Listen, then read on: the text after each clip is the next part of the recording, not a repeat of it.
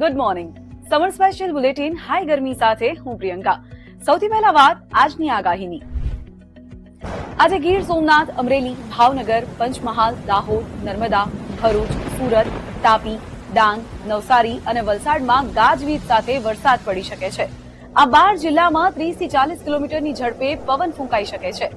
ભર ઉનાળે વરસાદનું એક કારણ છે મરાઠાવાડા પર સર્જાયેલું સાયક્લોનિક સર્ક્યુલેશન અને બીજું છત્તીસગઢ તથા તમિલનાડુ સુધીનું ટ્રફ.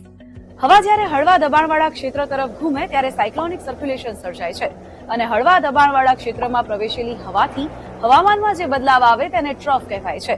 આ સિવાય આજે પોરબંદર, ગીર સોમનાથ, ભાવનગર અને દીવમાં પણ હીટવેવનું એલર્ટ છે. अगले 4 दिन तक बारिश का संभावना है. 4.5 डिग्री सेंटीग्रेड ऊपर होने से हम हीट वेव वार्निंग देते हैं. ગઈકાલે 41.1 ડિગ્રી સાથે રાજકોટ સૌથી ગરમ શહેર રહ્યું. અન્ય 6 શહેરોમાં પણ પારો 40 ડિગ્રીએ પહોંચી ગયો. આજે પણ મહત્તમ તાપમાન 40 ડિગ્રી રહેવાનું અનુમાન છે. આખો વિડીયો જોવા માટે ડાઉનલોડ કરો દિવ્ય ભાસ્કર એપ.